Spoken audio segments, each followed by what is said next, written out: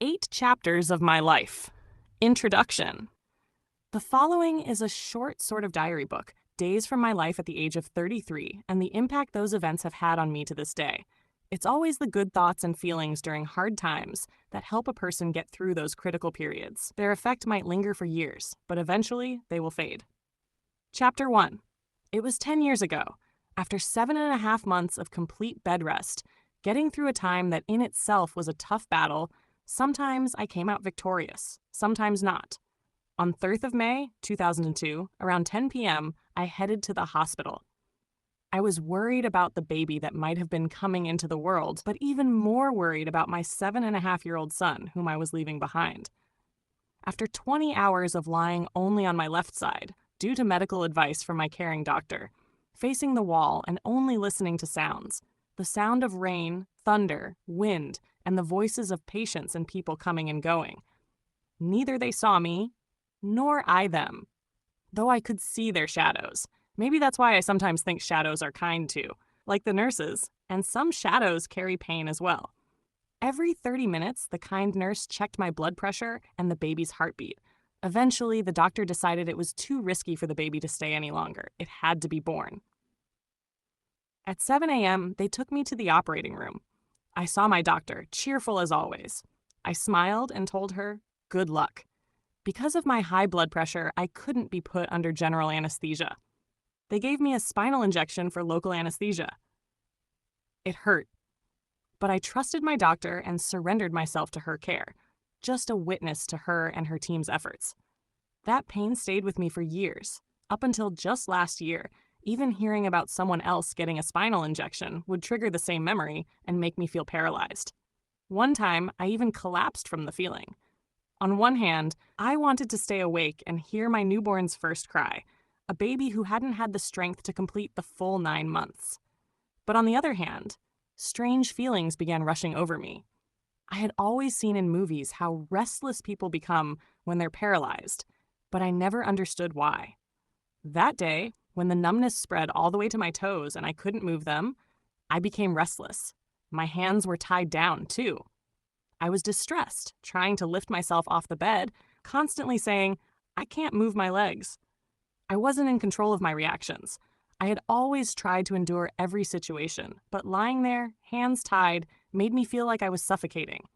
As I kept saying, "I can't walk," I heard someone from the medical team laugh and say, "Well, you're not supposed to walk."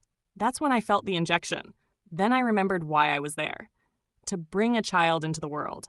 I felt weak. I saw my doctor and she said, "We gave you a sedative, just relax."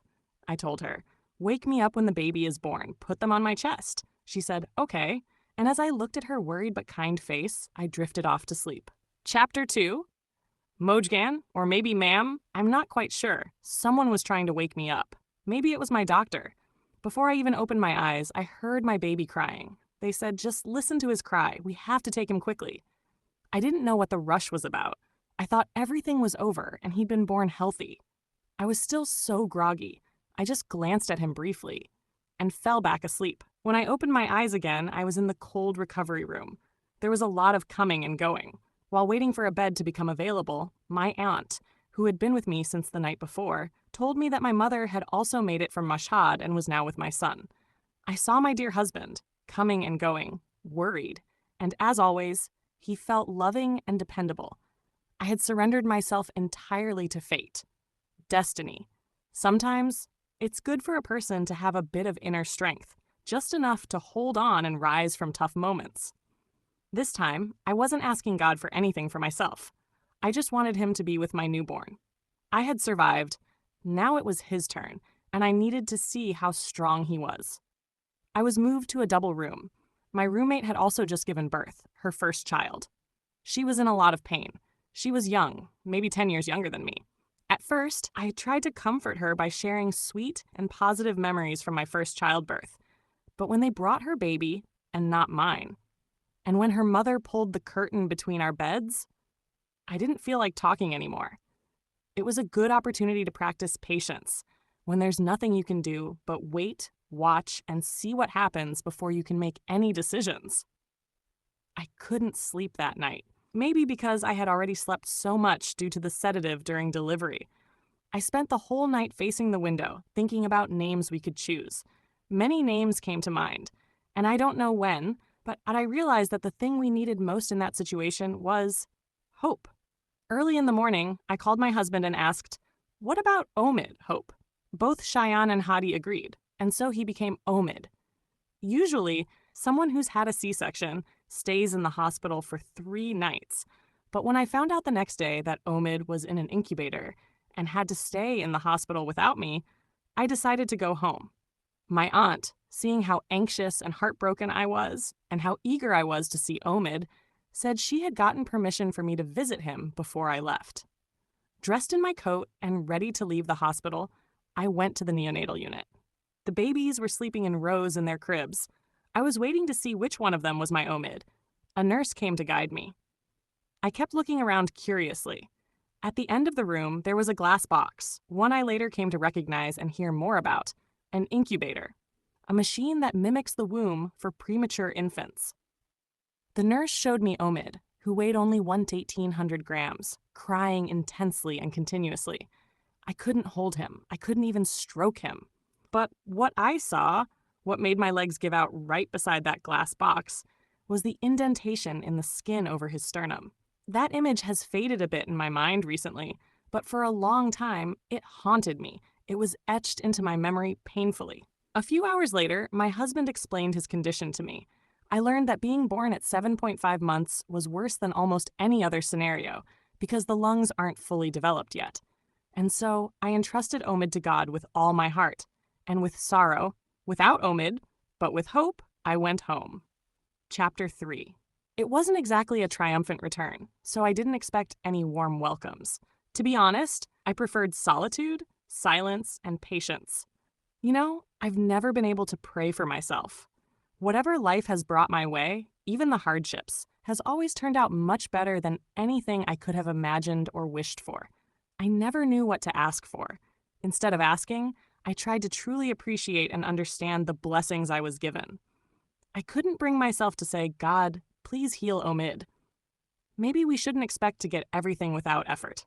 I may not be overly religious, but I could see that mystical, spiritual side of myself that had trusted, and I was sure everything would be all right. I just didn't know when or how, but I believed. In my mind, I imagined the best outcomes that my physical being couldn't yet comprehend. Hadi kept constant contact with my doctor and the hospital, until that night when I heard the phone ring. It was Hadi, sounding worried. He got dressed quickly and as he was leaving, told me that the doctor had arranged for Omid to be transferred to Mofid Hospital, where the medical equipment was better suited to his condition. With the help of Sarah, my dear cousin who was a medical student at the time, and an ambulance and a nurse, Hadi traveled from Khatam al-Anbiya Hospital to Mofid. One person held Omid, the other the oxygen tank. Later, Hadi told me that no road had ever felt so long. His eyes stayed fixed on the monitor that showed Omid's breathing and heartbeat. At first, the hospital wouldn't accept Omid. They had no hope. But after examining him in the ambulance, and with Hadi's insistence and Sarah's persuasive words, they finally agreed. According to Hadi, that's when the real process began.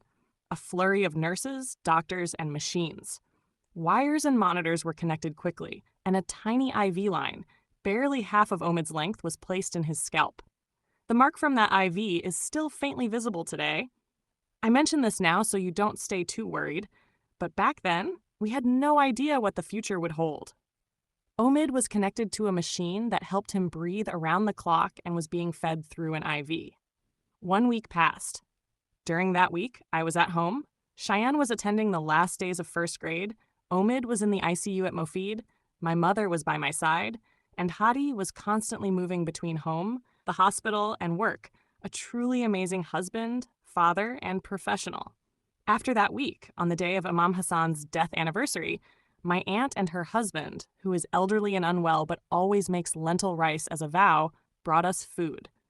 I'll never forget my uncle's tear-filled eyes as he prayed for Omid. That same day, the hospital called to say Omid had passed the lung function test and would be moved from the critical unit to a neighboring ward. As usual, Hadi got ready quickly to handle all the arrangements. Now, in this new ward, I had to send breast milk to the hospital, which they would feed to Omid through a tube. For 5 days, this became our routine. Hadi, twice a day, carried milk from our home in Amirabad Shamali to Mofid Hospital. One night, I couldn't take it anymore. I needed to see Omid. I wanted to hold him, give him my love, feed him with my own hands, and stroke his face. That night, I cried and screamed with all my heart. I want my baby. I didn't want him fed with another woman's milk. If he had to grow up surrounded by machines, then I and my love had to be there with him. The next day, after all that restlessness and crying, the hospital called. They said I needed to come in and try breastfeeding to see if Omid could feed directly from me. I was overjoyed. I couldn't contain my happiness knowing I'd finally see him again.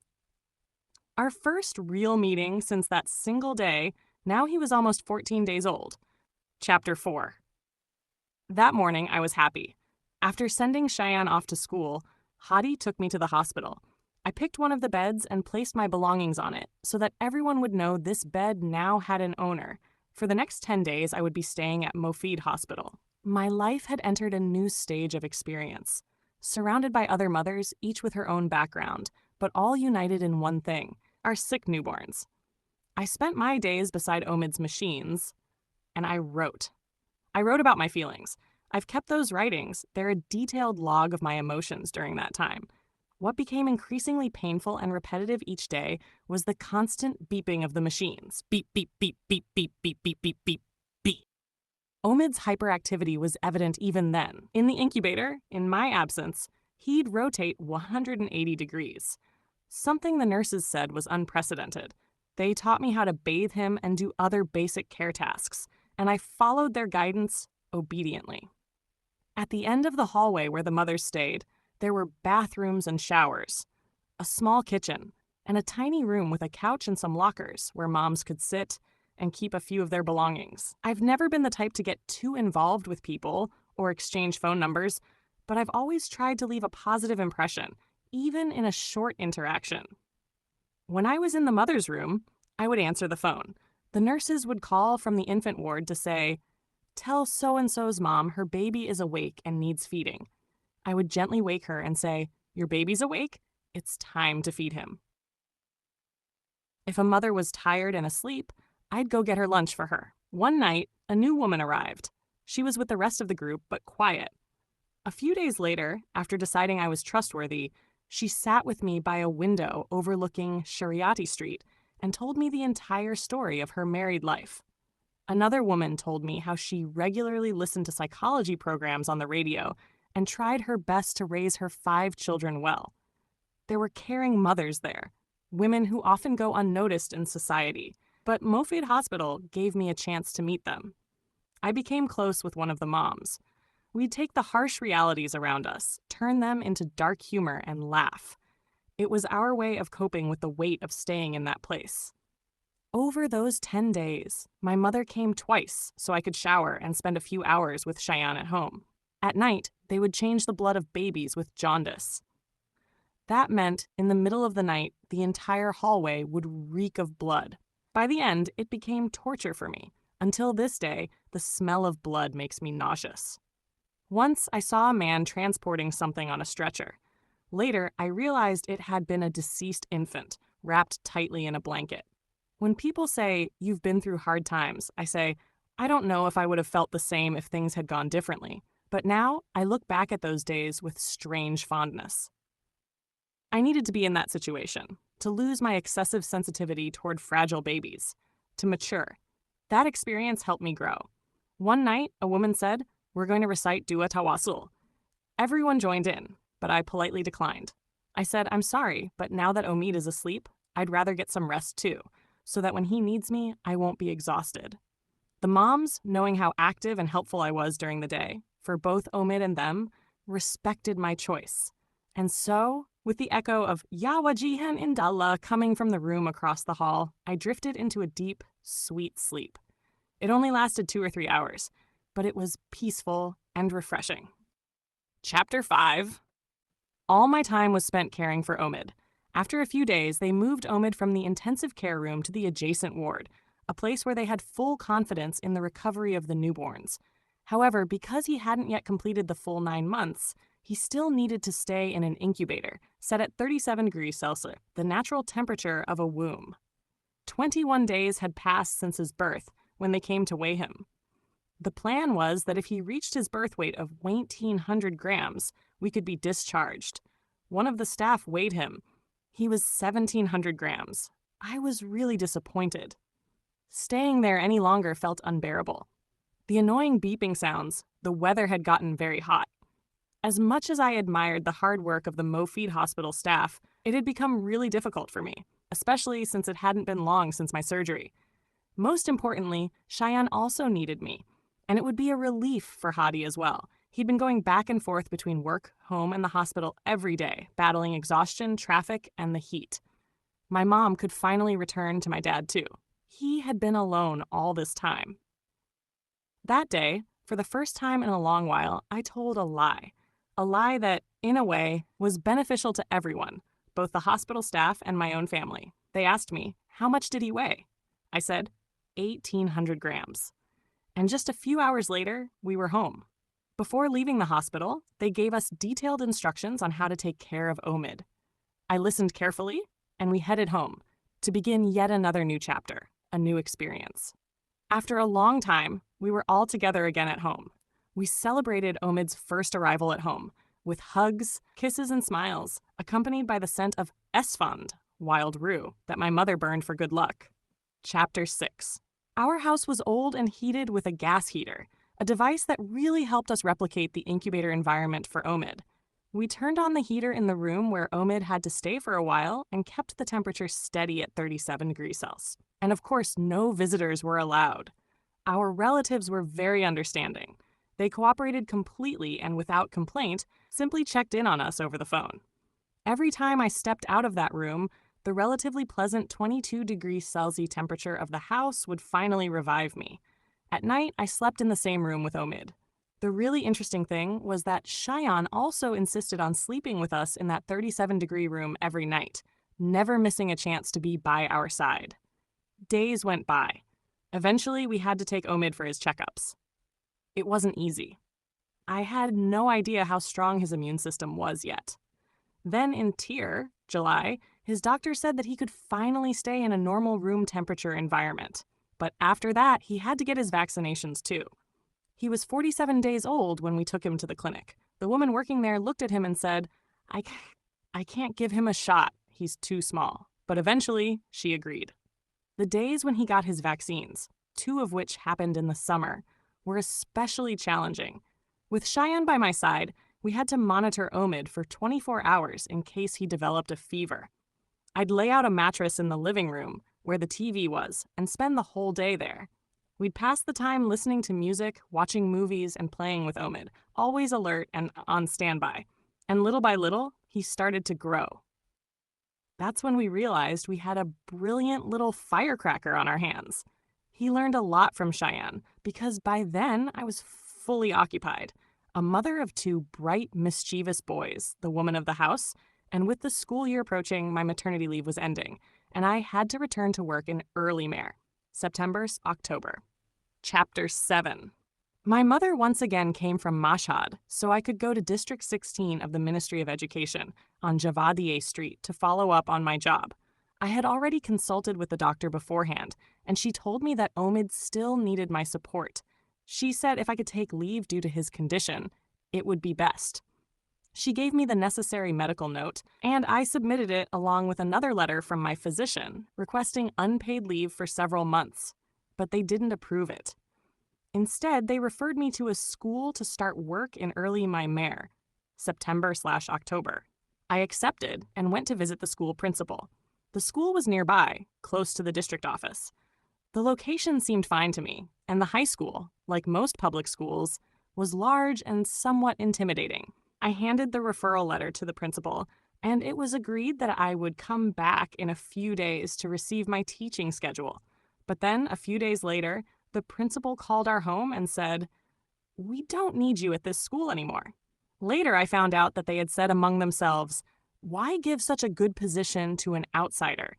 Let's offer it to someone we know." And that's when I already disillusioned with working in such environments, decided to let go of my 28-year-long passion for teaching, along with the few short years of actual classroom memories. From then on, I became just a mother and a housewife. On the other hand, my husband, seeing that I was home, continued his work with greater peace of mind, and he made significant progress in his career. From that day forward, I never returned to the Ministry of Education. But since I was a formally hired government employee, I'm now considered absent without leave and will eventually be formally dismissed after the proper procedures. Whenever I think about it, it feels like the most ridiculous reward you could give to a devoted teacher. But I have no regrets. Now, in 2020, as I reshare this story on Omid's 18th birthday, I'm doing so with the bittersweet realization that just a few months ago, I discovered that I had actually been formally dismissed from my job back in that same year, and that my employment file has been lost. My sons needed me more, and so did Hadi, more than the Ministry of Education ever could. Yes, I missed my students, terribly. But my presence, my teaching philosophy, my unique way of assessing, my tendency to mentor, would have reached maybe 105 students a year. And I was only one person. I couldn't fix a broken educational system on my own. To be honest, if I had continued teaching, I probably would have gotten fired eventually anyway, for my values, my methods, for not fitting into the rigid mold. Then Omid started crawling. We moved to our own small house, and Omid and Cheyenne kept growing and growing. Cheyenne had become more than just my son. He was a true friend and companion. We'd watch movies together, and I loved hearing his take on things. We even watched WWE wrestling. He knew all the wrestlers and introduced them to me, and we'd cheer like crazy during the matches. Whenever his friend came over, I always joked, smiling, "Don't try it at home." Cheyenne and I would update Omid's growth chart together. After every monthly doctor's appointment, we'd mark his progress on the back of his vaccination card. After his first shots, his numbers were below the normal line, but the day his curve rose even half a millimeter into the healthy range, we high-fived each other in celebration, and the curve kept rising. By the time Omid was 3, I occasionally took him to preschool. But at age 4, he started going regularly to a preschool near our newer home. Chapter 8, A Word That Meant the World. One of the most unforgettable moments for our family was the day Omid came home from school with that little health checkup form, the same kind they always gave to Cheyenne and all the kids at preschool. But for us, that paper meant so much more. Next to Omid's name, where it listed his height and weight, it simply read, "Completely normal." You see, that word, normal, it hadn't come easy. That's why I still talk about it with so much emotion. That word carried the weight of years of sleepless nights, hospitals, thermometers, and prayers. It wasn't just a medical assessment. It was a victory. Omid had started school. And when I heard that he had been seated at the back of the class because of his height, my eyes welled up with tears of joy. And today, as I write this, while he's in 4th grade, nearly as tall as me, a little chubby even, he's lost in his world of creative games, completely ignoring tomorrow's test. Thank you for walking with me through this very real journey, from when I was 33 until now. If you see me today, laughing loudly, truly enjoying life, finding light in small moments, don't be surprised. This joy was earned. It's the same joy my husband would hear from the staircase, slowly rising as he climbed toward our apartment. One home was silent, another filled with shouting, another echoing some sad song, but by the time he reached the 3rd floor, our home, he'd hear us singing, "Let's clap, let's sing, let's celebrate." All of this second chance at life, was made possible by love, by Hadi and Cheyenne, by all the friends and family who stood by us, by the miracle that is Omid. And today, I'm deeply happy because I have wonderful friends like you who are reading my words. Mujgan with love, May 4th, 2012. The end of these chapters is merely the beginning of more beautiful ones yet to unfold.